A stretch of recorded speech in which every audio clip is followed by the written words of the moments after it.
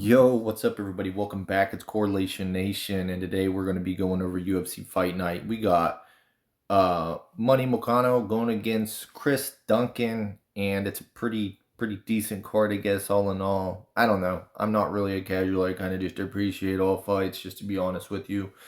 So if you're in it for the love of it, go ahead and subscribe to the channel because you won't regret it. Then do me a favor, drop a like, and let's go ahead and let's run it. So before we get into this week's breakdown, let's go ahead and do a really quick recap of last week. I'm going to be very upfront and honest about this. We'd been killing it all year, and the last week we laid an egg, guys. We absolutely laid an egg. So let's start at the bottom of the card. Pull it up, actually. We'll start at the bottom of the card real quick, and we'll just run through it. Alex Honora, we got this one right. Anticipated it probably going to the cards. We nailed that one. Ricky Simone, I anticipated him being a little bit better in most areas of the fight, and Adrian Yanez probably being mostly competitive on the feet. I didn't really get to watch the whole fight. Adrian dropped Simone. Whatever, got the win is what it is. Navajo Sterling, we did get this one right. We also did kind of anticipate the knockout, but ultimately, the fight just not going. But Navajo knockout, not surprised by that. Now the Casey O'Neill, this fight I was a little bit surprised with because her willingness to just bite down and really just kind of move forward was kind of the difference in this fight. She did that in the first round, and she got a quick knockout. The thing that I was most surprised about was not really her striking. I felt like it was ever so slightly improved, but it was really the power. The power did kind of surprise me a bit. So duly noted. Now Tyrell Fortune, we got this one wrong, but I knew it was kind of a greasy heavyweight fight. It just is what it is. And he just, I guess, just done more. I don't know. Whatever. The Lance Gibson, I thought all in all, this is another one we got wrong. We were just absolutely pooping in the bed the whole prelims, I felt like. I kind of thought that this was a close fight, but I thought Hooper would at some point get his back potentially. But Lance was just striking was too clean, and he was just a much better athlete. And I feel like that was kind of the difference in that fight. Tofik Bahamondes fight. This is another one we got wrong. An absolute war. Yeah, I don't know. I was impressed with the pressure, the pace, and that to me was pretty impressive. And yeah, I didn't really anticipate him trying to like grapple him as much as he did. So that was a wrinkle that I didn't really see coming. But yeah, good win, whatever, and it was a fun fight. But we did get it wrong. And then this is kind of where it started to turn around a little bit. We got the Terrence McKinney fight right. We did get the Usori one wrong, all in all, because I did favor the other side. But I knew that Usori had the ability to win this fight, and so ultimately I was just going, fight probably doesn't go, and we got lucky, and that fight got stopped in the third round. And so we got that one ultimately, but we did fall on the wrong side of it. And then Le'Veon Douglas, we got this one right. I was kind of betting around 1 TKO on Douglas, so got that one right. Chiesa got this one right. Grasso, we got this one right, and that was a nasty fight. I like I don't remember if it's Demetrius, but like a python. I kind of like that analogy. Yeah, she hopped right on her. She hopped on that choke right away. As soon as she dropped her, she hopped on that choke. It was pretty nasty.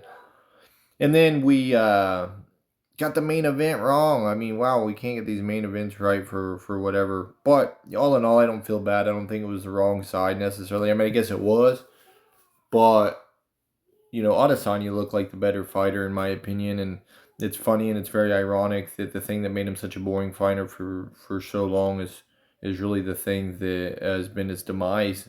His willingness to actually fight and not point fight has been the reason he's been getting dropped and beaten, because he was winning that fight all the way up until he decided he wanted to stand in the pocket and trade with Joe Pyfer. That's kind of what I thought we witnessed, and whatever, so all in all, is what it is. We kind of had a crappy week, but let's move on. Clean slate. We move on to next week. We've had a great year so far, so we're looking forward to next week, and we're going to go ahead and get right into next week. Let's pull this up. And I want to try to get through this as fast as I can. I was trying to watch weigh-ins. We'll look at this a little bit. It looks like we got a couple misses, just ever so slightly, like a half-pound miss. Those ain't bad at all.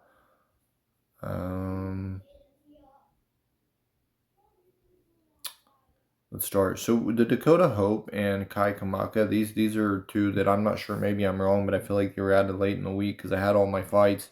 I thought I was done, and then bang, all of a sudden, bang, these guys pop up. Let's pull them up on paper.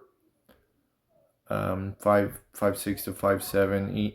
Reach is relatively close. Let's pull up Dakota Hope over here. See what notes we have on this guy. Fairly light-footed striker, shows solid bounce with decent-ish footwork. He will circle towards power, but moves pretty well. Pretty measured at range, seems to be pretty explosive and like kind of a powerful athlete.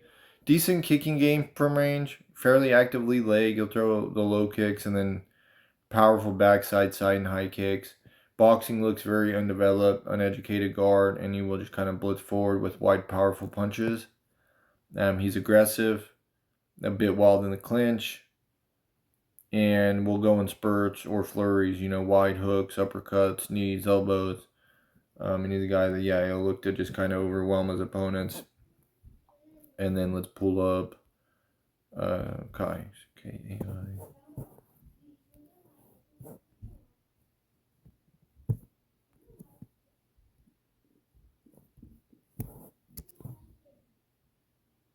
All right, this guy is a fairly light-footed striker. Shows decent bounce and footwork, but does tend to be a bit grounded. Seems to fight with measured pressure. Questionable range management. Solid guard, a bit wide, but pretty high. Solid-ish boxing, pretty fundamental. Fairly heavy backside, low, and side kicks. Yeah, I mean, Kai's gonna be the more well-rounded MMA fighter in this fight. And then this is kind of, I guess, skill versus talent. But realistically, Kai, I feel like he's a guy that when I taped him, he's a guy that I feel like he's a sound, well-rounded guy, but he's not like overly, like he's not going to be like the top of the top. So let's go to back to Tapology. And when you pull up Dakota, I feel like Dakota's a guy that's just been able to kind of overwhelm his guys. The Muay Thai, like it's probably, he's probably got some Muay Thai, but boxing is very, very undeveloped. Long range striking, I got the decent kicks, but the boxing is just not there. Fighting a 5-round decision is kind of impressive. Because I don't know, he doesn't look like a guy that can really fight long, but he has.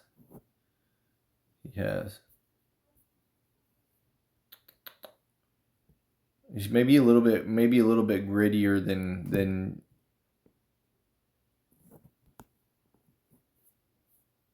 it seems. Because like I said, he does seem like a guy that kind of fades a little bit.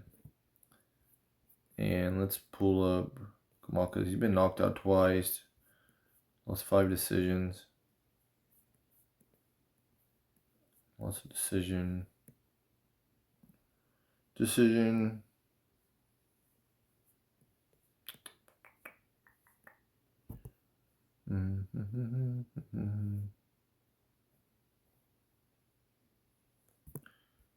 How many knockouts does this guy have? Not much. And that worries me for him because I think that, he's just not a great finisher. Very safe, just not a great finisher. It worries me. It worries me in this fight for him. It really does.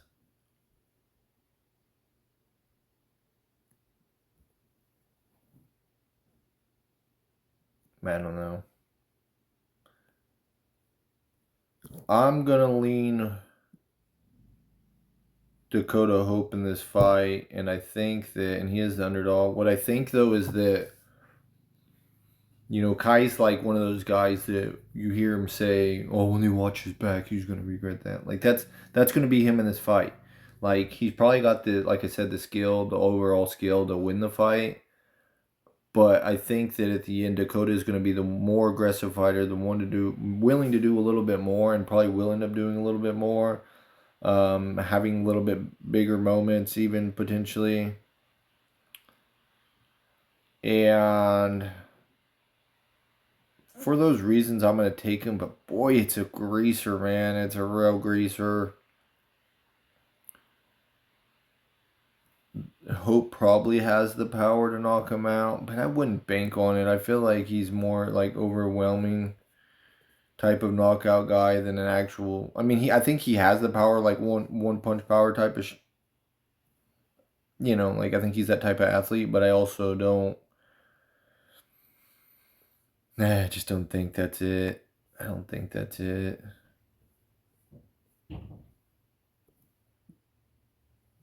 Yeah,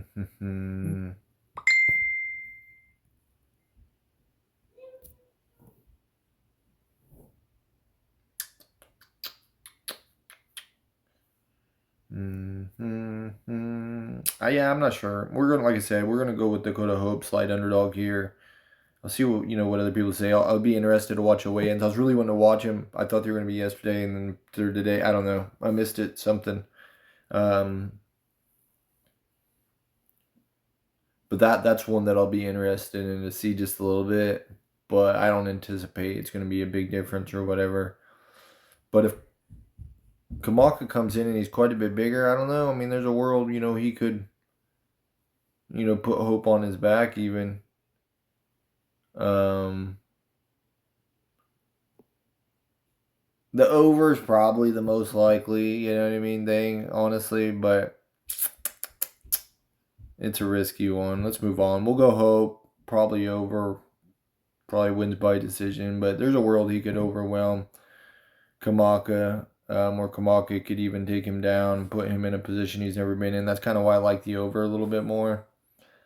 And even though I think that Hope has the ability to maybe knock out Kamaka, the fact that Kamaka hasn't been knocked out a whole bunch of times in his career is definitely favorable to him not being knocked out. And also, like I said, I just don't see Hope as like he's more of an accumulation type of guy than just a big power guy. So we'll take Hope, probably over, and let's move on. We got Deanna Barbosa going against Melissa Gatto. Let's pull them up right here. We got 33 to 29. So Gatto is the younger fighter. Sizes similar. Gatto's a little bit longer, but honestly, I'll have to get into the breakdowns to see who I really think's the better striker, because as of right now, I'm not too sure. Let's peel up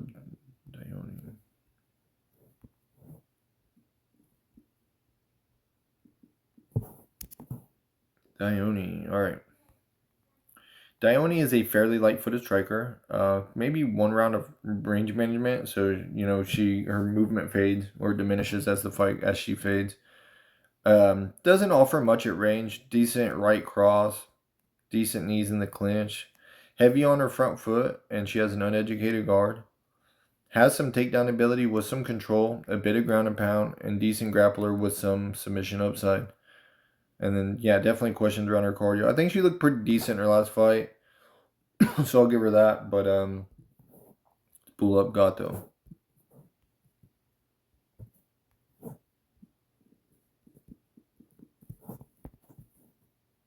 All right, Melissa Gatto.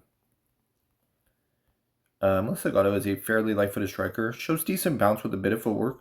Inefficient in and out style. She can kind of get caught out of position, coming in and out. That's, anytime you have that constant in and out movement like that and you're doing it more just to do it than setting up your feet or whatever, your movement's not really set up, it becomes very predictable, and people can catch you low or high. They'll catch you coming in, they can shoot your hips or punch you as you're coming in, catch you like that. So it's not something I particularly like, but anyways, fights with pressure, somewhat measured, solid pace, decent left jab, right cross, will come forward with flurries of wide punches, decent front side, left and backside, front low and side kick. Does have some takedown ability, dangerous grappler with active guard, submission upside, but can lose minutes from bottom. Has butterfly sweeps, but lacks urgency. So she definitely can lose the minutes on the bottom. Let's look at these two ladies on paper just a bit. A little bit more. It's kind of wild that Gato is an underdog, but also not ranked at all in here. Let's see. Barbosa has never been submitted. 4-3 to decision, which isn't great. I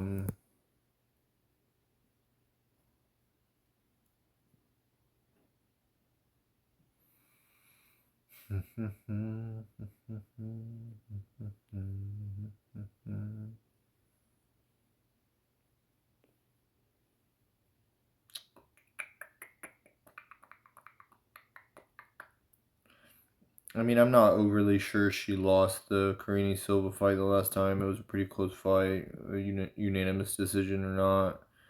Let's pull up Gato. I don't know. I feel like Gato's just going to be the...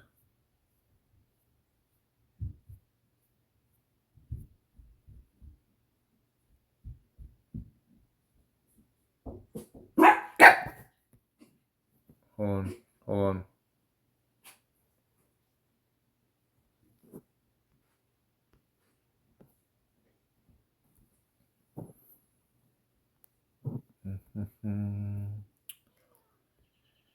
I don't know. I feel like Gato's going to be the winning fighter here. I just, I don't necessarily love her striking or whatever. But I do feel like she'll do more, maybe. I feel like she's pretty big and pretty strong. Dangerous on the ground. I mean, it's kind of another greasy fight, honestly. And it's another one that you probably want to favor the over. But it's risky, too, because I do feel like both girls are at least relatively dangerous in the sense, the grappling. But here's the thing. Is Gato, while she has 4 submissions, and never been submitted, right? And then it's kind of the same thing when you go to the other side. Is Barbosa has these submissions, but she's never been submitted. 4-0 to the submission as well. I think that's where they're both most dangerous. Let's look at the one knockout. To Nunes, yeah, at least she hits hard. I don't know. A submission's definitely possible. Because, I think that's both of these ladies' clearest path to, a finish. But, I don't know. I think that they're both skilled enough that they can defend. So, it becomes pretty tough. And then I think Gato might be the one that does a little bit more. Barbosa might be... I don't know. I'm going to go with Gato on this one. I think she's a slight underdog. We're going to rock with her, but I kind of like the over in this fight, even though it's like I said, it's greasy. And both these ladies are dangerous enough that they could get a submission. So, yeah, we're just going to side with Gato and most likely the over. Moving on, we have Azamat Bakoyev going against Tresean Gore. Azamat's a huge favorite. Not sure that's... the size is relatively the same. Gore's going to be slightly longer, but a little bit better reach here in this fight. And then let's pull up Azamat.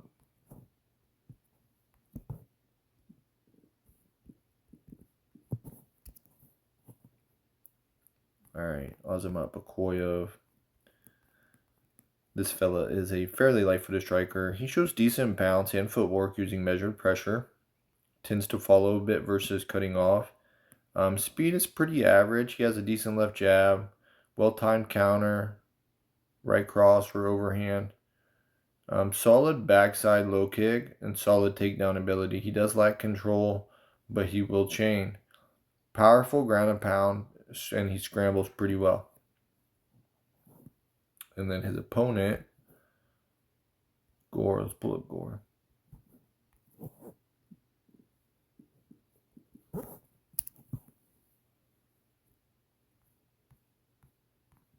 All right, Gore is a patient striker, primarily boxing that stays in opponent's face or like in a space. Flat-footed. Guard can be a bit lazy, but does have a nice straight left. Hands look fast and shows good power. Fairly good wrestling and can grapple a bit.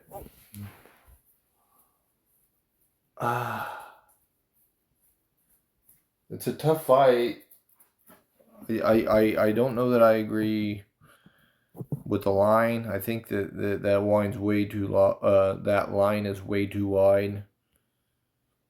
I think it's much closer than that. I mean,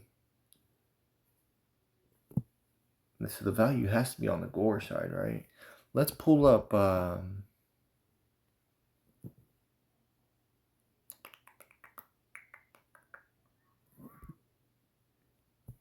want to see what they've done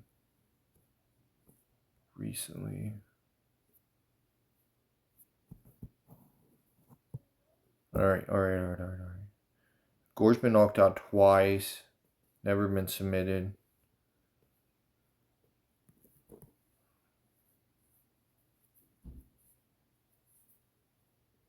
The Marco Tulio, he got knocked out in that fight, but man, he was hanging in there pretty tough in that fight.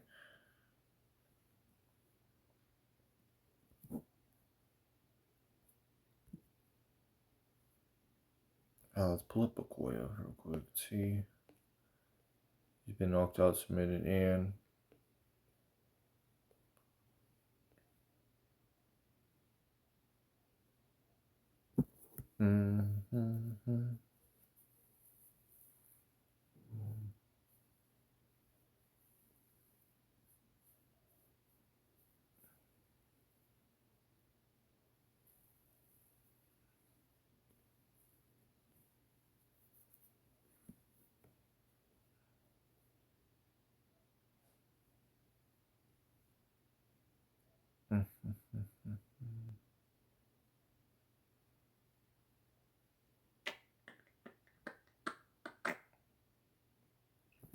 I don't know. This one's really tough for me too. I'm gonna pull them back up on the paper on the breakdown and kind of go through it, and see if I can get any indication of where I think this fight's actually gonna go.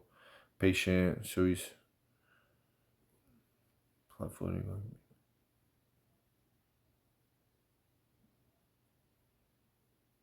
That's a tough fight, man. Okay, let's pull the pause out again real quick.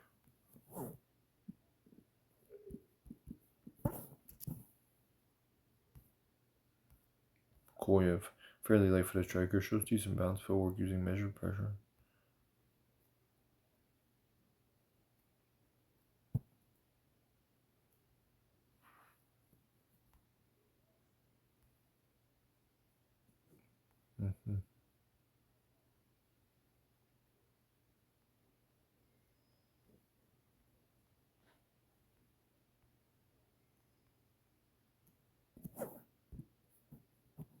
I don't know. I think it's a super greasy. This is a super greasy fight. I don't like the line. I mean, I think I'm going to agree with Bakoyev being the favorite here, but at that line, there's no way. I would never like. I don't favor him that much. I do favor the experience. Might even be the younger fighter. Is he younger? Slightly younger. I don't know that that's going to play. I think Gore's probably the overall better athlete, slightly like a little bit more of a quick twitch type of guy. But Bakoyev ain't no joke either. The dude's a phenomenal athlete himself. Probably the more well-rounded MMA skill set all in all. I just, it's another one where I think it's close talent-wise. They're pretty close. Gore being slightly more like gifted athlete, and Bakoyev being the slightly more technical MMA fighter. And it's just greasy. So the minus 700 is absolutely crazy in my mind. Because don't pretend like there's not a world Trishan. Well, yeah, not the most, like I said, maybe not the most technical fighter all in all, most seasoned fighter all in all. Definitely has a path to victory here. Definitely could finish a fight. Kind of like the under a little bit for that reason. Too many times. Been in the card 3 times. I just think both guys kind of want to come forward to some degree. Like they're going to engage. I don't think it's going to be a fight where these guys don't want to engage. I think they will engage.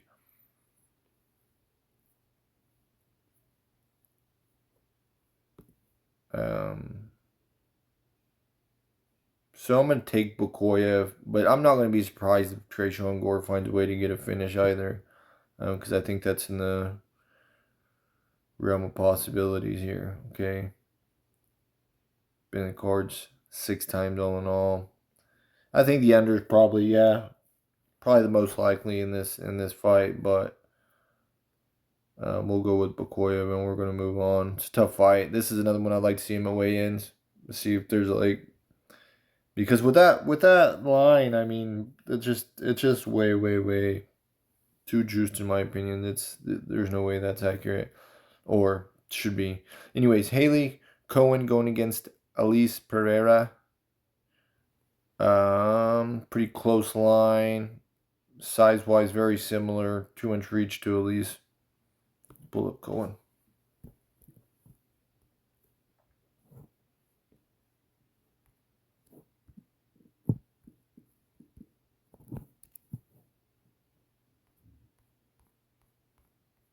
Alright, Cohen. These are probably outdated. But anyways, below average striker, poor head movement. She's light on her feet at distance. She strikes her way into the clinch. She looks physically strong. Good knees, grinds out opponents with cage push and trip takedowns. Going to be a little bit more of a slower fight at that point. And then let's pull up Elise.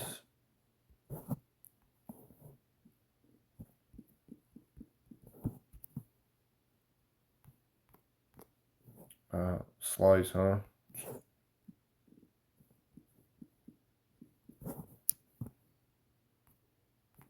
Alright. Fairly light-footed striker, shows some bounce with a bit of footwork, but does tend to be kind of plotty. Seems to be fairly aggressive, likes to throw a flying knee. Looks to be a plus athlete. Decent front side high kick, pretty unrefined striker, flurries of wide punches. Will clinch, decent knees. Questions around her ground game, but can show aggression with ground and pound.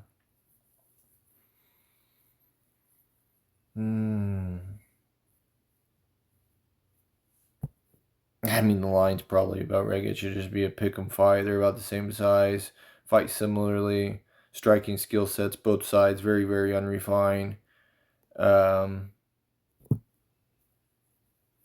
Pereira, even though maybe doesn't know much more as far as striking, probably the more comfortable striker, like more willing to just throw. Her being the slight favorite, much younger fighter, probably makes sense. But definitely not one that I'd be definitely trying to. I don't know what the heck that was. Alright, my apologies. We got an ad. What the heck is this, yo? Alright, let's get back in here.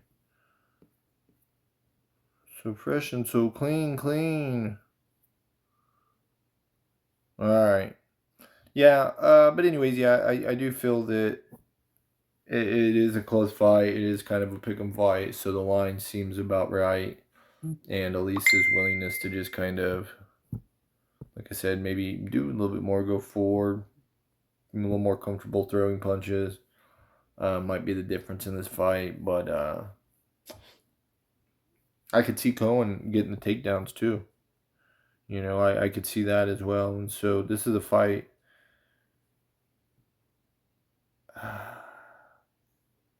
Let's pull these ladies up. Pull them up. Let's pull them up.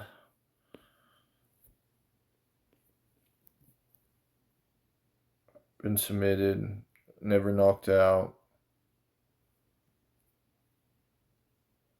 Got submitted by Nora's not the greatest look.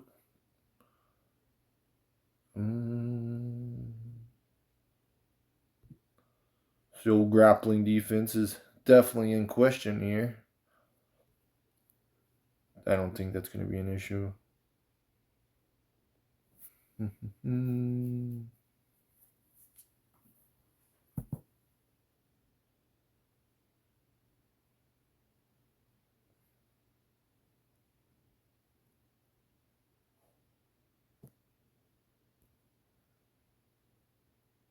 I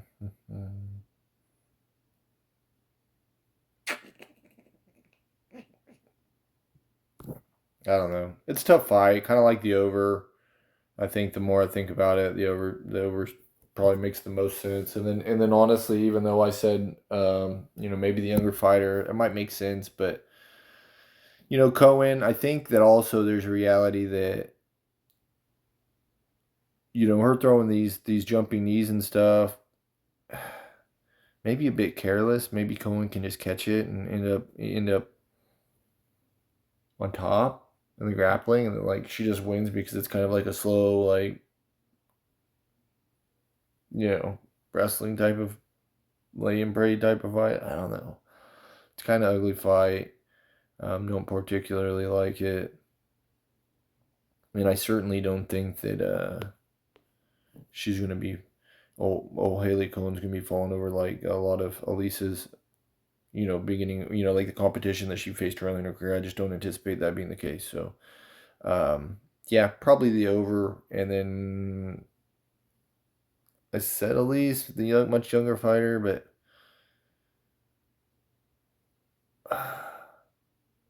I don't know. Maybe Cohen can get some takedowns and secure some takedowns and end up getting some top control and squeaking out a victory that way. Let's move on. It's another one real interesting to see the weigh-ins on that one, I guess, because that's why I wanted to see the weigh-ins, but then the more I thought about it, I'm like, I really like to do the breakdowns because then when I do the weigh-ins, I know what I'm looking for. Stylistically, it's like this is how they're gonna fight. Are they trying to get takedowns? And then it lets me know it's like the physicality, where it might matter. And so I do kind of like doing the breakdowns before seeing the weigh-ins. But anyways, let's move on to the next fight. We have Lando Venata going against Darius Flowers, and this one just popped up out of nowhere. We got 34 and 31. Let's pull up Lando.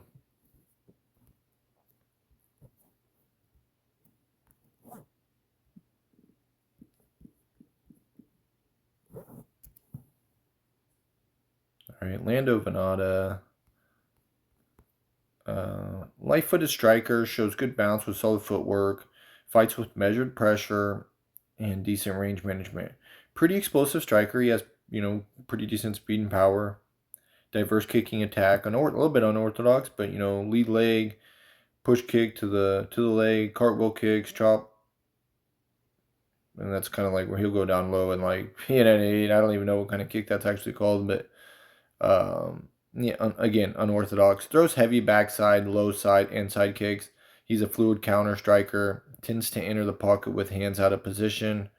Low. Takedown defense might be an issue. Does show urgency getting up, but not sure about, his positional awareness.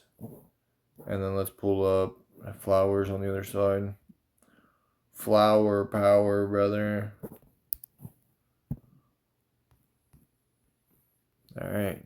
Flowers is a flat-footed pressure striker, fairly measured, shows a bit of bounce with some footwork, seems to be pretty explosive athlete, solid lead leg, he'll throw teeps, decent 1-2, he does carry his hands low, fluid counter striker, he'll find moments in those exchanges, and then the grappling defense is a liability.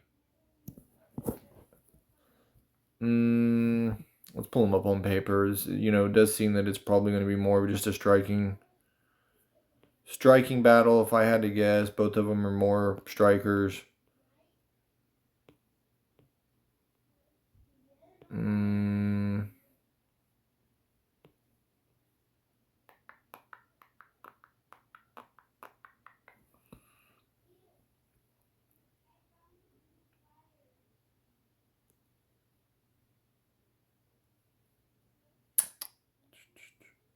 Okay, so he fought King Green twice.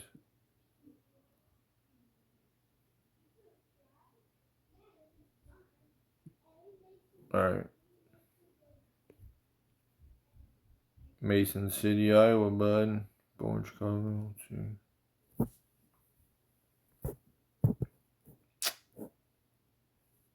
Submissions are an issue for old boy.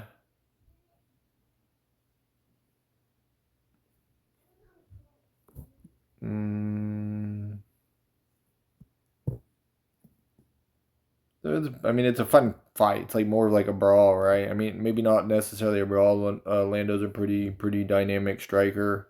Realistically, Darius, not too bad. Probably a little bit more of a brawler, but definitely has some explosive moments. But they're definitely going to want to like stand and bang it out, bro. You know, let's pull Lando back out. Never been knocked out.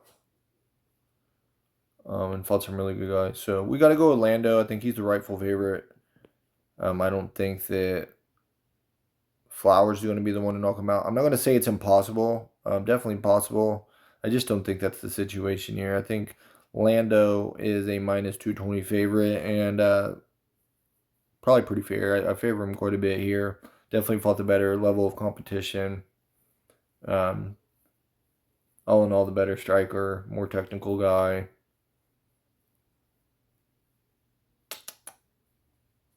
I'll just favor Lando. But, you know, there is a world Flowers could get a knockout, I guess, because Lando does tend to carry his hands, you know, out of position and what have you, and Flowers probably does have the power to do it.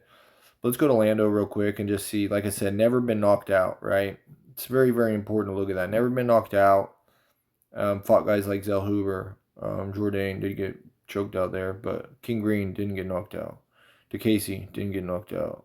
Frivola didn't get knocked out. Drew Close didn't get knocked out. McDessie, he got a knockout there. Fought King Green again, went to decision. Ferguson choked out. Yeah. I guess it's possible you can knock him out. I don't think that's likely. Now, the other thing that's important, I think, to look at is the submission wins. Does have 5 submission wins here. Okay, let's see this. Kimura does have a Kimura there.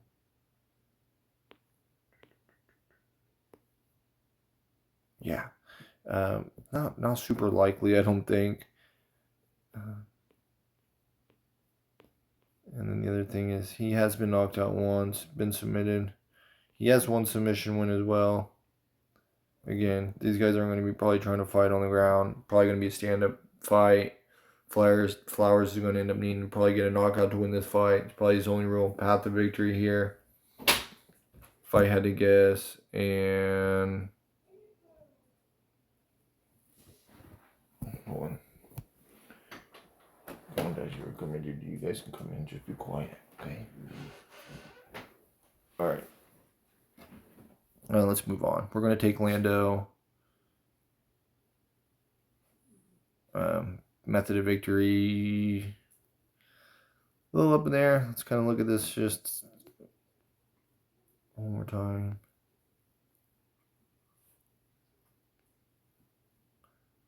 Yeah. I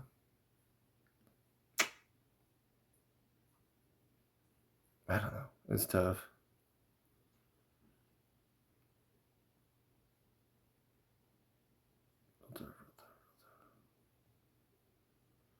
Yeah, I don't know. I'm going to go with Lando. I think he's the rightful favorite. But, you know, as far as method of victory, it's pretty difficult to try to narrow that down. These guys don't even fight a whole lot. But let's just move on. It's a volatile fight, nonetheless. Alessandro Costa going against Stewart Nicol, I think it is. Let's pull him up on paper. 5'4" to 5'5", 67. So everything's relatively similar here. This is another one. Costa's a minus 420 favorite. Let's pull up Costa.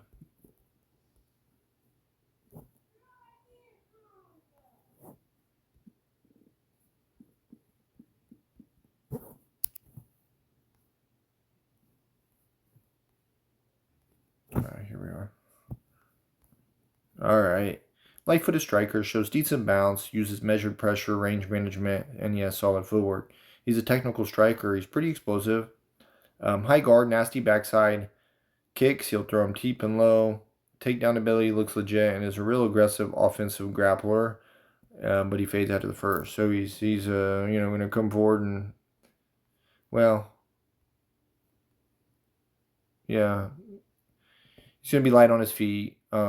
Press you, but not be too aggressive until he probably shoots for a takedown. And he'll be aggressive looking for submissions. But yeah, he's a guy that he'll fade as the fight goes.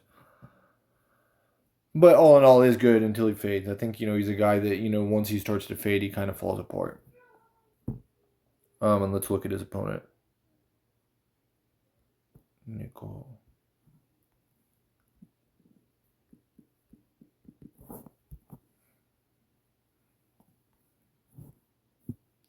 All right, Stewart Nicole. This guy is a fairly light-footed striker. He shows decent bounce and footwork, uses measured pressure, likes to throw the backside kicks, front and low.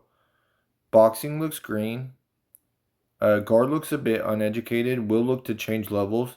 He has well-timed entries, and he's a methodical grappler. Position over submission, uses solid ground and pound to hunt for finish. So clearly Costa is going to have the advantage on the feet, I think, all in all. At least until he, starts to gas and fall apart if we get to that point. So what it comes down to is, can Nicole take a punch early in the fight? Because I think that, the fight starts on the feet. He's never been knocked out, which is a good look for him. But I'm not sure he's fought any really, really big time punchers yet. The career looks to be pretty padded up to this point. Lost to Aguilar, lost to Rocha. Yeah, I'm not sure. And then when you look at, I think he's a pretty solid fighter. But his striking skill set's just not really there.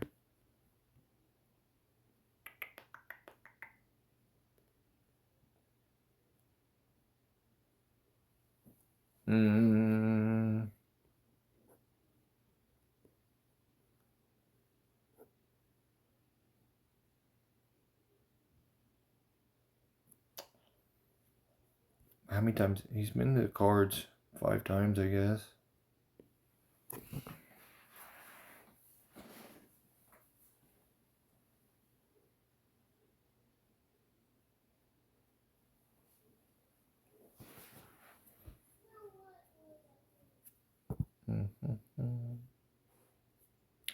Yeah, this one's tough for me.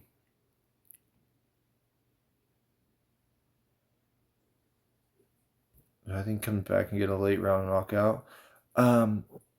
That's interesting. Let's see if his knockouts are coming later in the fight. Because that's interesting. Round 1, round 2, round 1. Round 3 armbar. Against the 6 and 7 guy. I don't know.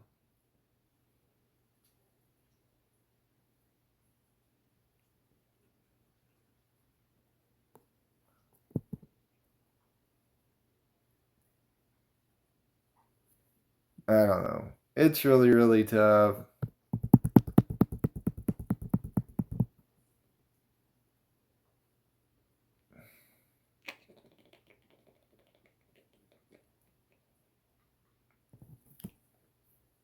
It's a tough fight. This is a volatile fight.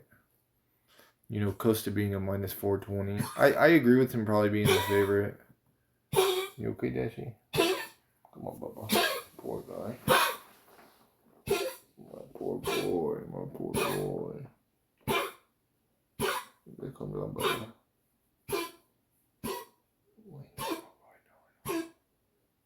He's like a little...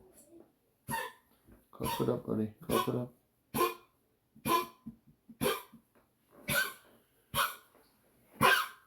Hey, buddy. I don't know why you come in here to do that. Come on. Come on, go. You're gonna come in here and honk. Go. I'm sorry, buddy, but you can't do that right now.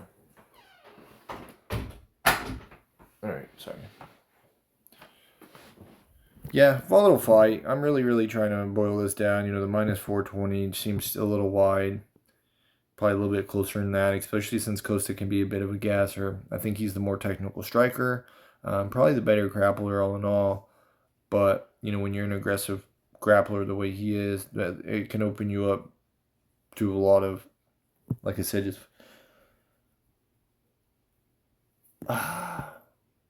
gas out, get caught in a bad position, get caught in transition. go for a submission, leave yourself vulnerable, get punched in the head, different things like that. Very, very volatile fight. Let's see. So yeah, I like Costa as the favorite. I just think, because he's a guess for minus 420 is pretty wide. Don't really love that. And I would probably look at it as like Costa, maybe like finish no action, but I'm not sure. I'll have to really think that through. And I'm going to go ahead and move on. We got Thomas Petersen going against Guilherme. Pat, I'm not sure if that's right.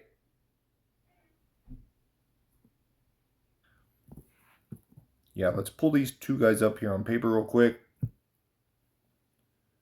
Thomas Petersen, real close line here. Both of them 31 years of age. 6'1" to 6'5". Significant reach advantage for Pat. And then truly not even that. I mean, let's pull up Thomas.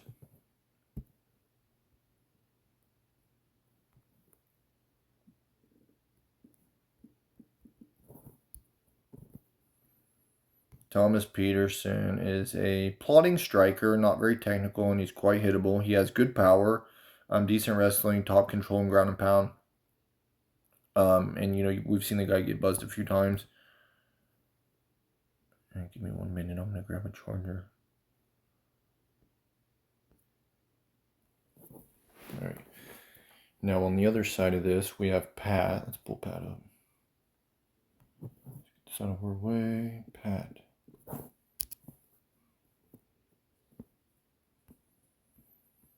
All right.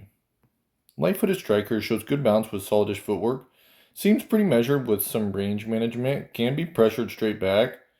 Plus athlete, he's got good speed and power. He carries a decent guard. Kind of up and down, his guard is. He has some pretty nasty long-range weapons. Clean 1-2, snappy backside right. Low side and high kick. Counter striking seems pretty fluid. Takedown defense seems to be a bit of an issue, but he does show good balance with good urgency. And so that's what this fight's going to kind of come down to, is like he's definitely going to be the more imposing striker. Like, I don't see the striking really being that competitive. And Thomas is going to have to rely on him just pressuring him into the cage and trying to work for takedowns, and then hoping that he can either secure the takedowns and get some damage off quick, because I think that he's going to have to secure multiple takedowns, because I think that even if he can get Pat down, Pat's going to get back up. I don't know. That's just kind of what I think. Now let's pull him up over here. The other thing is we've seen Petersen buzz, right? Like that's the other issue here. Been knocked out 3 times.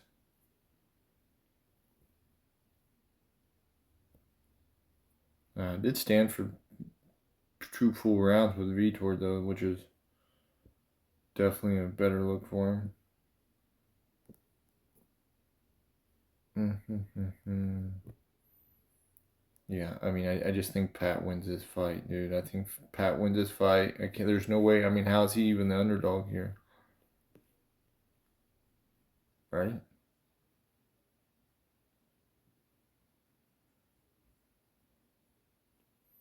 Yeah, Pat wins this fight, and I think probably by knockout. Let's move on. Next fight, we have Robert Ruchala going against, I'm not sure if that's right at all, going against Jose Delano. This is a fun fight. Delano come off Contender Series. And I remember Robert fighting. I'm not sure we fought, but I do kind of remember him fighting. He's going to have the reach advantage here. Let's pull him up, Robert. Robert, yeah, Robert.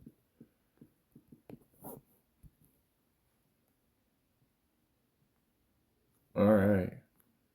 Robert is a light-footed striker, decent bounce with quite a bit of evasive movement. Fights behind a kick-heavy attack, nice right, low kick, and push kick. Decent left side and high kick. Decent left jab. The guy keeps his head on the center line.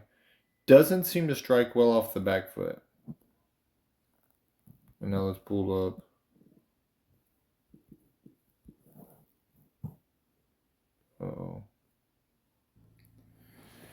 All right. Jose Delano. One moment. Sorry. Pull up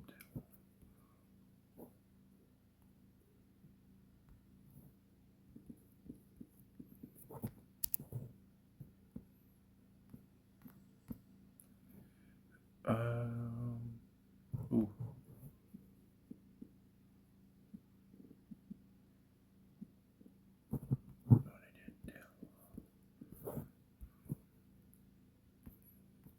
All right, Jose Delano. Very light-footed striker. Got lost, but lots of movement, creates angles, solid distance management. Does use a bit of measured pressure. So even though he is probably primarily like going to try to maintain range and use footwork, he's also a guy that's not just going to like necessarily dance around. He will still kind of push the issue, right? You know, clean, accurate striking. He's explosive and fast. Nasty front, side kicks, right, is deep and low, and then a snappy backside. Side kick. Vicious clinch striker, has some takedown ability, shows some control on the ground, scrambles and transitions well, cardio looks solid. I mean, the dude's a prospect. I mean, just realistically, so he's definitely the favorite here. I don't know why he wouldn't be minus 310. 3-1. Yeah, I would take that. I don't have a problem with that at all.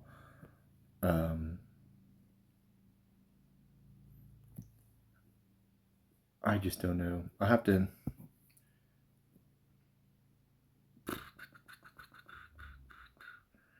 I just don't know where Robert wins his fight. I just think that Jose's better everywhere. I'll dig into it a little bit more. I guess we can go back. Let's pull up Robert. I think he's only had one fight in the UFC. William Gomis.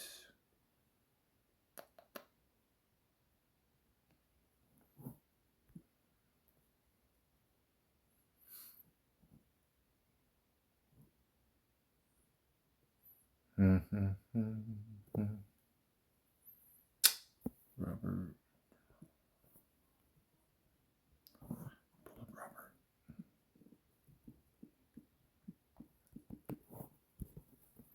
Back to Robert.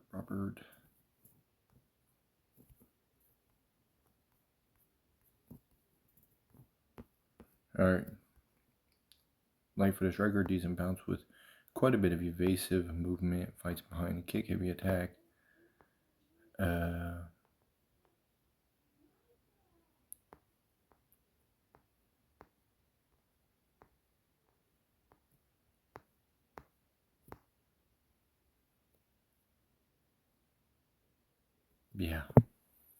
I just go with the favorite. I don't know how he wins this fight. I think he can win a lot of different ways. But yeah, I do like the favorite. Probably more than 3-1. So give me him, and then let's move on to the next fight. We got Tommy McMillen going against Manolo Zecchini. I'm not sure.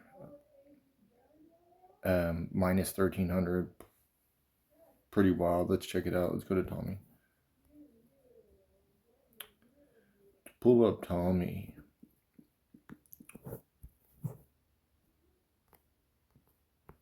Tommy is a light-footed, bladed stance ground, good bounce, uses measured pressure, decent range management. He is a bit aggressive, carries hands low, solid left jab, clean 1-2, likes to throw a step-in knee.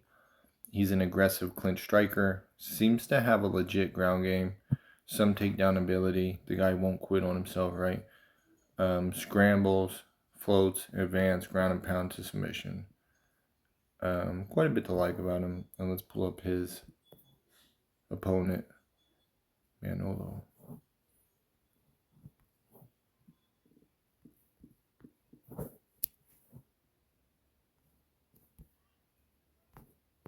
All right. Manolo is a fairly light-footed striker, shows decent bounce with some footwork, fights with some measured pressure. Let me go back to this real quick. Fairly light-footed striker, shows decent bounce with some footwork, Fights with some measured pressure. Will look to exchange. Decent guard. He does drop his hands when kicking pretty badly. Fairly active lead leg. Throw low kick and then solidish backside front and low kick. Boxing is mostly feint left jab to overhand right. Will punch his way into the clinch. Where he has decent offense, questionable process. I don't know. I mean, I think McMillen's a better fighter at range, most likely. And then I think where's Manolo does his best, like in the clinch, you're basically, what he's looking to do is go where McMillen is better than him there too. And then I think he's also a better just dog, you know what I mean? I think he showed that in the last fight. Let's pull him up.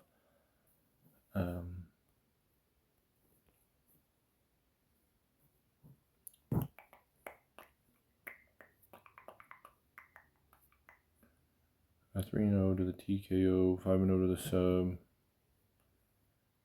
Pretty solid overall process. Like I said, decent on the feet, works to the clinch, nasty clinch striker, decent ground game, like a legit ground game.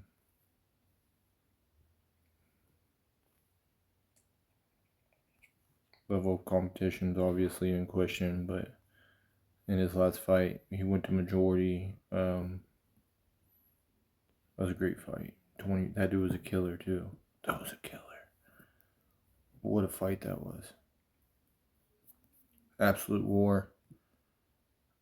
Yeah, and so 13-1's a bit ridiculous. I don't know that I like that necessarily.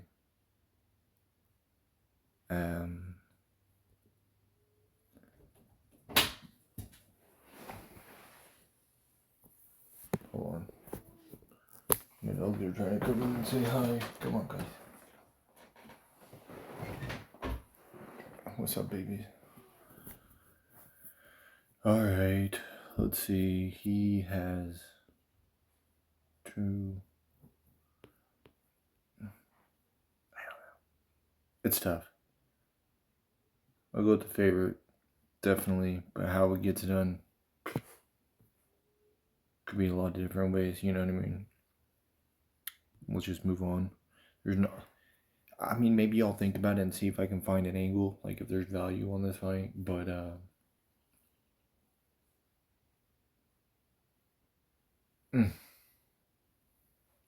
clinch, TKO. Yeah, I think he finishes him. Tommy probably finishes him. That's what I think. Let's move on.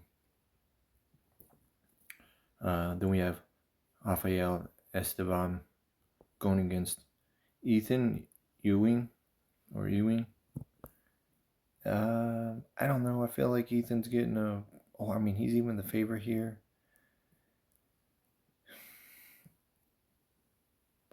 Let's get into it. I'm going to tell you what I think.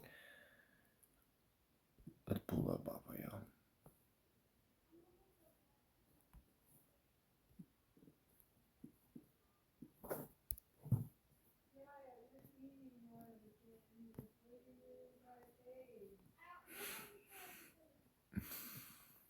Alright, here he is right here. And flat-footed pressure striker, fights with great pace. Boxing is quite loose. Solid right side kick, low kick, will spam. Relentless wrestling, and then good control, ground and pound style. So let's go over that one more time. Flat-footed pressure striker, gonna come forward. Fights with great pace, gonna come forward. Throw stuff right. Boxing is quite loose. Solid, and then let's pull up. And he's 14-0, right? Let's pull up Ethyn.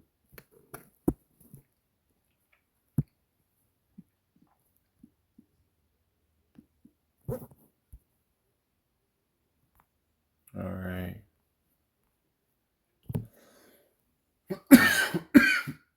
All right, sorry. Fairly light-footed striker, shows decent bounce with solid footwork. Seems pretty measured, but likes to pressure. Carries a decent guard, high but will drop his hands at times. Shows good head movement in moments. Throws solid backside, low kick, boxing combinations, looks solid. Is a guy that will look to trade in the pocket. Power looks pretty solid. Questionable takedown defense, but seems to sprawl and scramble fairly well. Now I want to go back over this again really quickly. Fairly light footed striker, shows decent bounce with solid footwork. Seems pretty measured, but does like to pressure. Yeah. I mean, he's definitely gonna have the ability and the opportunity to, work from distance, I think. But let's go back to them at Tapology real quick.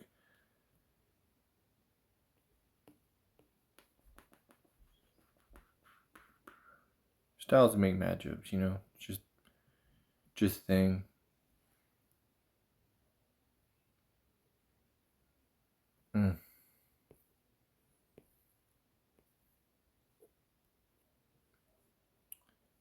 Basically, him doing this to Charles Johnson and even Felipe Bunez or whatever kind of tells me that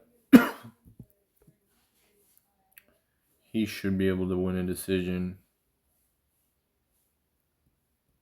over Ethyn. I like Ethyn. I think I even slightly hinted at him winning against Malcolm Wellmaker. Huge underdog in that spot. I mean, he's good. He is good. He's got power. He could knock out Estevam, I guess. But I think that's super likely. I think the most likely situation is sooner rather than later they're going to end up finding themselves in clinching and wrestling situation, which is just going to favor Estevam. I don't think... I don't know. It's easy to fall on the wrong side of these fights, which I've done. I feel like we all have, where you're like, oh, I think the wrestling's going to do it or the striking's going to do it.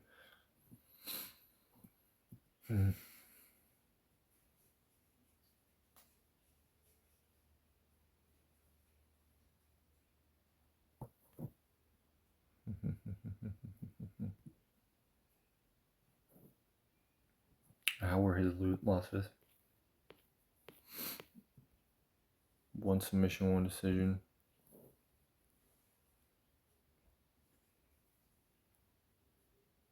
I just don't know. I mean, Estevan's fought the much greater level of competition.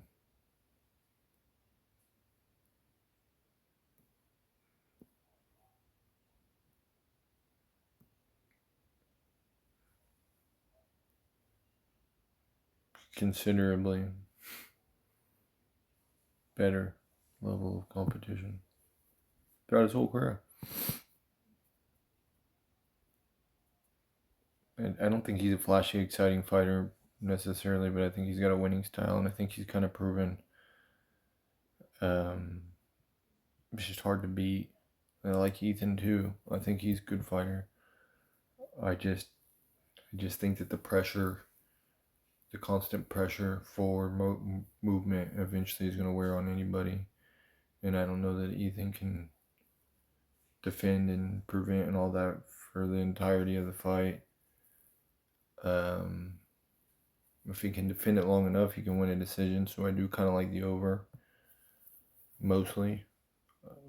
Probably fight does go to decision, but I will take the more proven fighter here, even though I do think Ethyn will have the opportunity to win on the feet.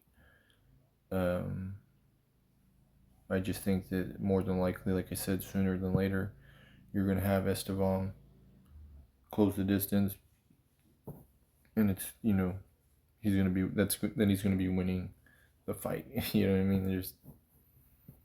We'll move on. That's what I think. Move on. Next fight we have Yakhyaev going against Ribeiro or Ribeiro. I'm not sure. I have no idea. Minus 1,900 favorite, so he's got to be the biggest favorite on the card. Yeah, I don't know. We'll get into this in just a second. You can see that Brendson's actually got the better frame, a little bit taller, 3-inch reach advantage. Not as significant. I mean, he's still 29 years of age. And this is the thing. Ribeiro is a guy that he is a kill or be killed type of fighter. People will probably bag on him. You're going to see the losses on the record, whatever. But you also got to acknowledge the actual skill set too, right? And so let's do that. Let's get into these guys. We'll pull up Yakhyaev first. Yeah. All right. Sorry. We know how much you guys love it. Yeah. All right. Slightly light-footed. Shows a bit of bounce. Not too much. Technique. Has solid kick from range. Front and a side kick. He will use both legs. Boxing seems undeveloped. Will throw the cross and overhand to get to the clinch. Seems to have pretty good takedown ability. Tireless worker. Good pressure. Control seems solid. Heavy ground and pound. And then I got, like, is he positionally sound? So, like, maybe a high level grappler that can defend all that. Can catch him in transition, maybe. Now I don't know that we're there right now, but nonetheless, maybe, Brendson. Bullet Brendson.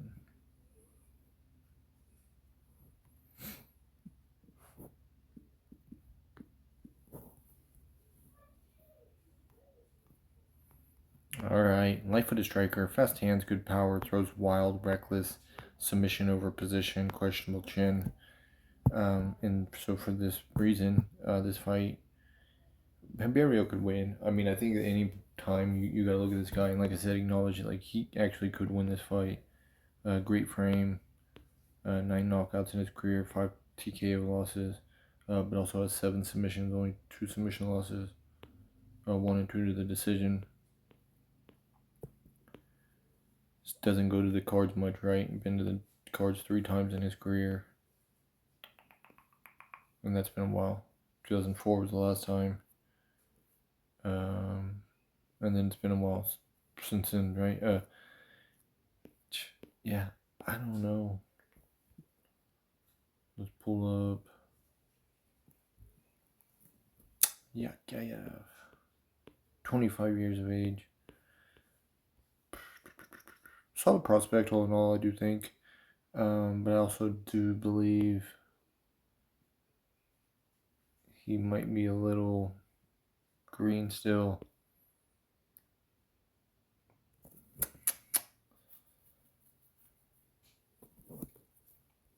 I don't know. I have to see his striking again. I guess I didn't rate his striking all that high.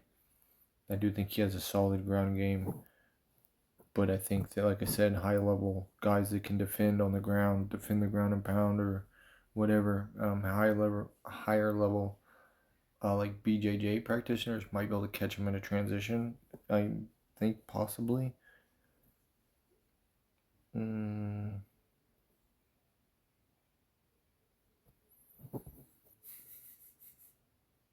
Let's see. Actually, that's what I want to see. I want to see how many submissions Ribeiro has. See if this is even real. 7-2.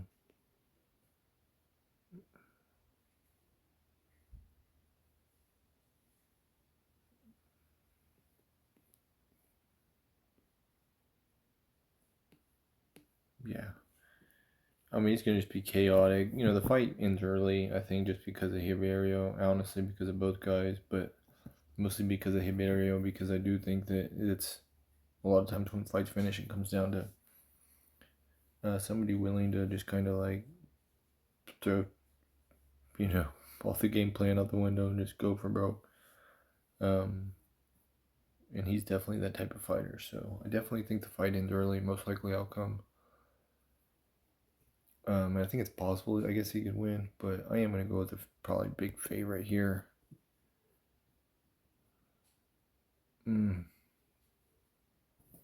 Yeah, I don't know. It'll be interesting. It's an interesting one. I like to see these guys size up. I want to see these guys stand next to each other. That's going to be interesting, actually, and then I'll go from there. But like I said, most likely outcomes fights doesn't go. Fight probably doesn't even start the third round. I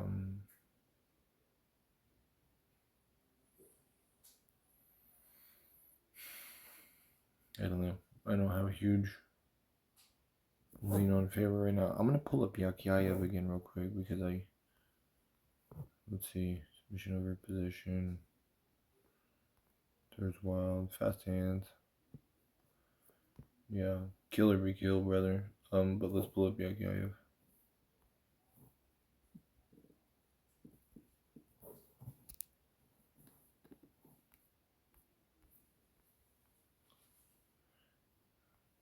Okay.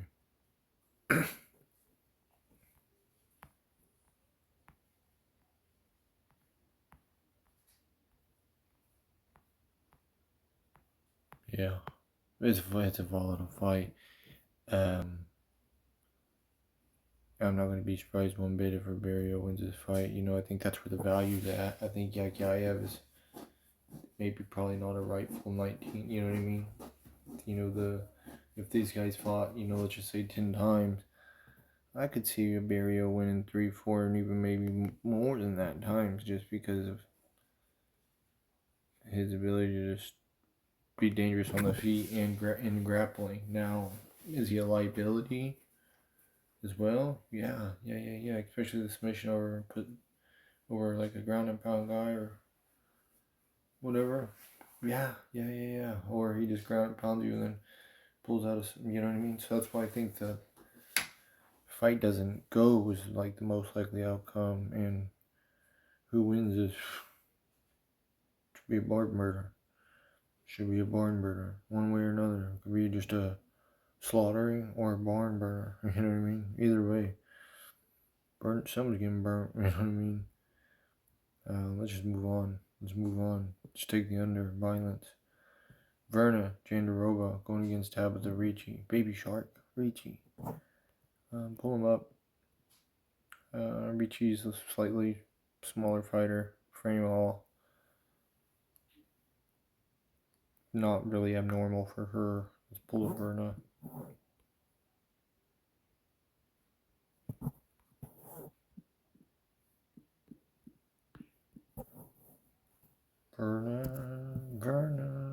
Virna, Jandiroba. Alright. She's a light-footed striker, shows good bounce with a bit of footwork. Uses aggressive, measured pressure. So she's going to come forward. She's going to move, but she's going to come when she wants to push pace. Keeps her distance, looking to counter or shoot. Almost everything she throws is wide. She wants to fight on the ground where she does her best work. Doesn't have very clean entries, but is very tenacious grappler with elite submission ability. Okay, so she's moving, pushing pace, staying at you. Striking is not good, right?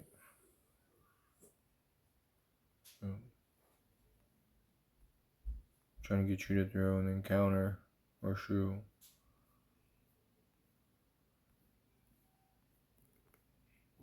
Alright, let's pull up Tabatha.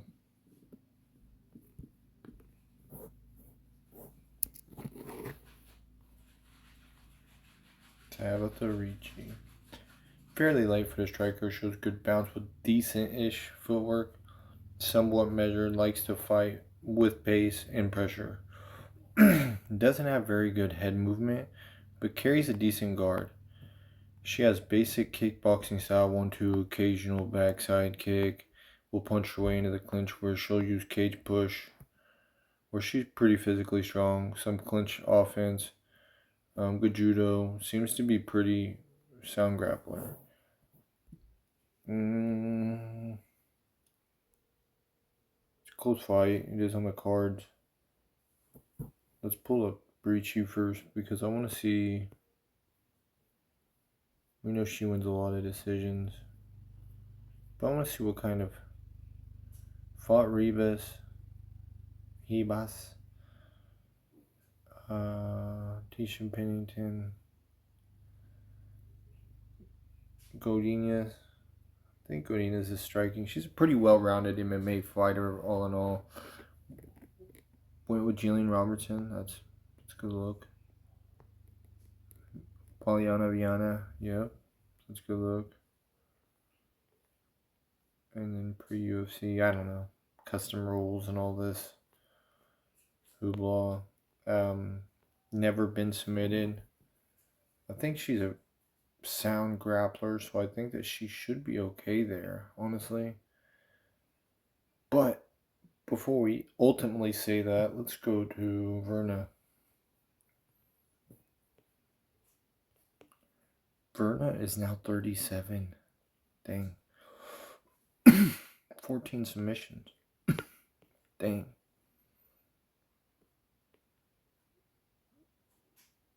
Who was her last submission to? Amanda Lamoche.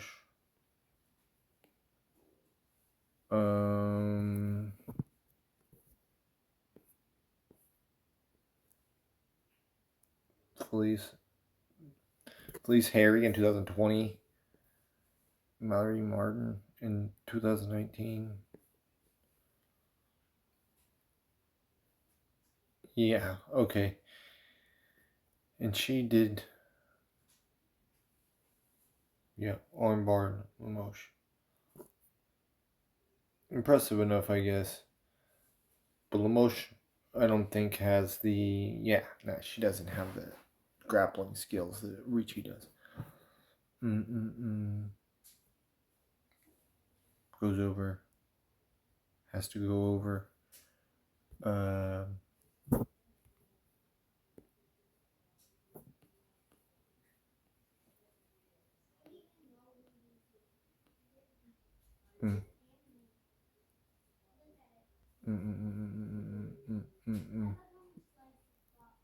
Let's go back to Virna.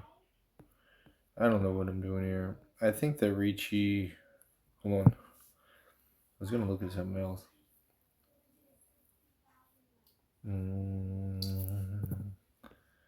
Lost a decision.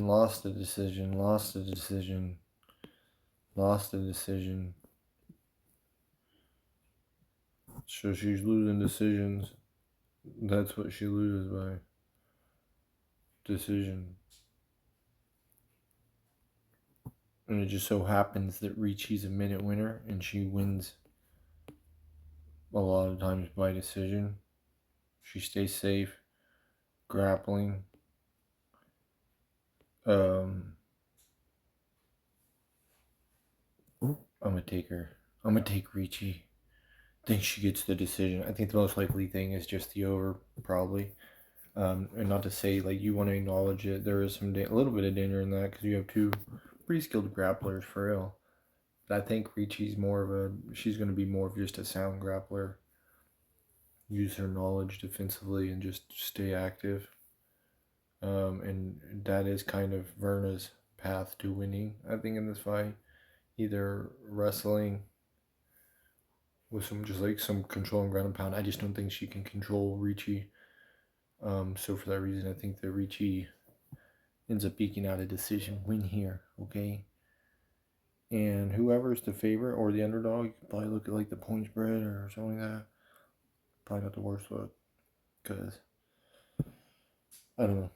I could see both girls winning around, right? Probably. Let's move on.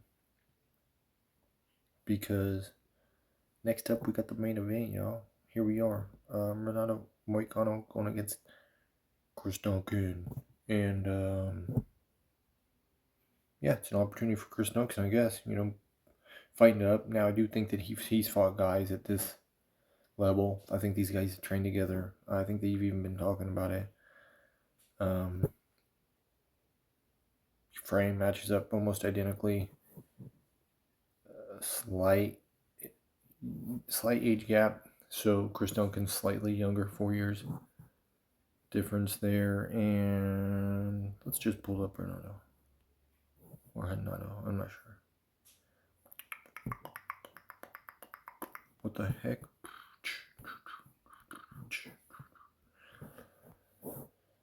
Alright.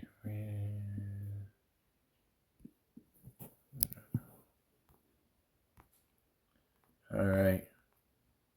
Fairly light-footed striker. Decent lateral movement. He has basic striking, technical. I don't know, this is solid left jab. Right low kick at range. Decent takedown ability.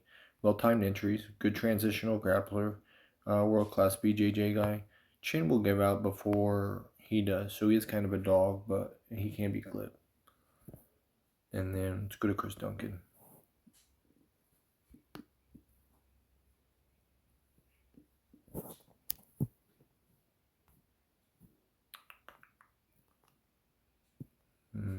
Chris Duncan, there he is right here. 154.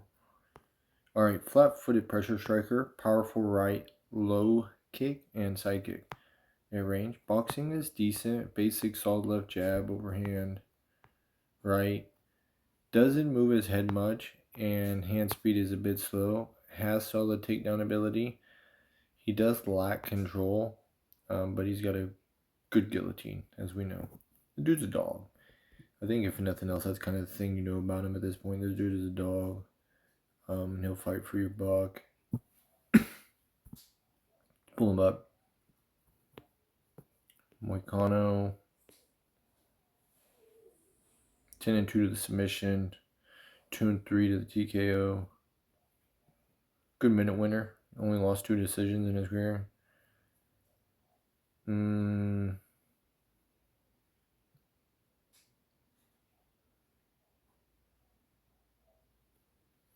Yeah, the Benel Dariush, I didn't like that fight. That one was all bad.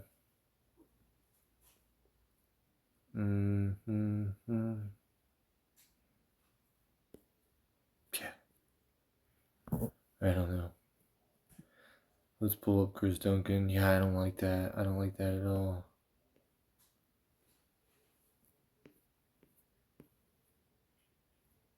Only been knocked out once. Submitted once in his career.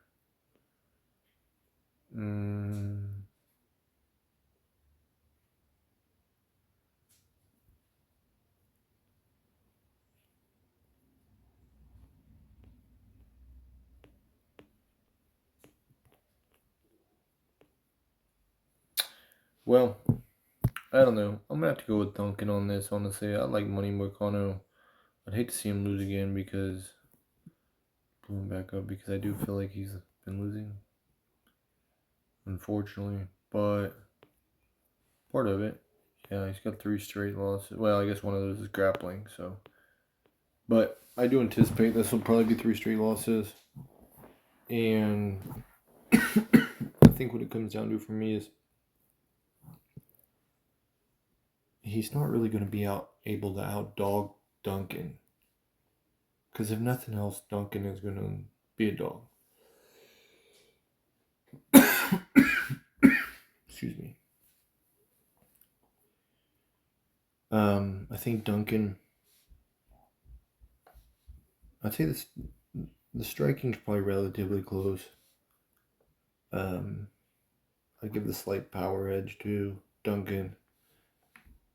Maybe even more than a slight. He's probably got a pretty decent power edge. A little bit more plotty, a little bit slower. Definitely more thud. But skill for skill, the striking's close. And I just favor Duncan just ever so slightly and stand up. Grappling could be an issue. It's a main event fight. It's a tough one. especially since they train together. I'm gonna say you just probably take the under, or like fight doesn't go. It's kind of a cop out, but even that could be weird just because they've trained together before in the past. Let's pull back up. Decision. It's a 3-round fight. Submitted in 1 round. That ain't gonna happen here.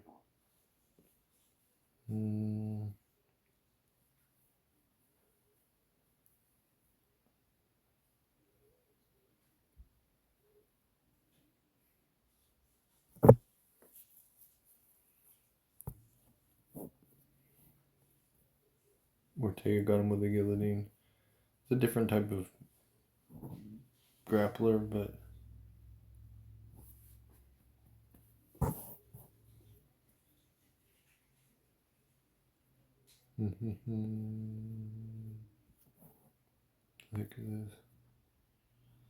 What the heck is this? What the heck is this? Alright. I don't think he's going to have the ability to swarm him like Torres. I don't think he has the striking technicality to knock him out like Ruchala or whatever. Santa Claus or whatever they call him.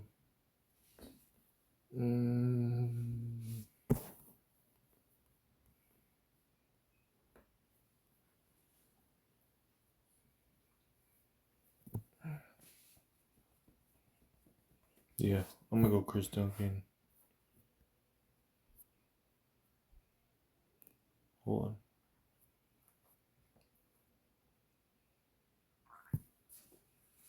The Torres rear naked worries me a bit, but you know, he's such a fast starter. He's got such crazy power too, so like, I don't know.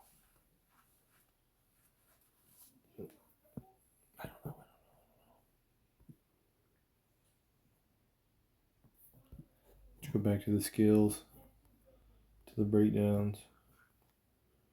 Chris Duncan, flat-footed pressure striker, powerful right, low kick, side kick at range, boxing is decent, basic. Solid jab, overhand right, doesn't move his head much, hand speed's a bit slow.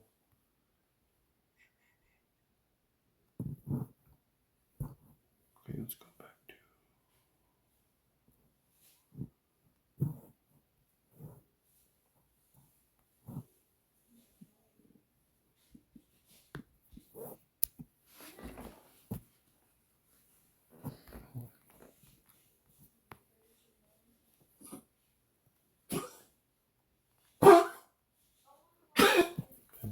okay. Poor guy. I'm sorry, bro.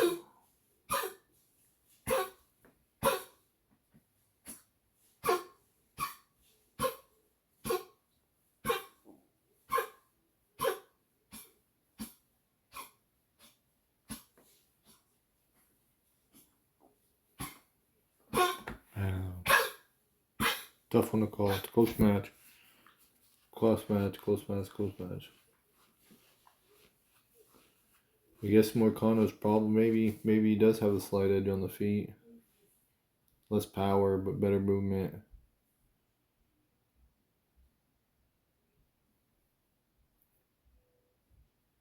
I don't know.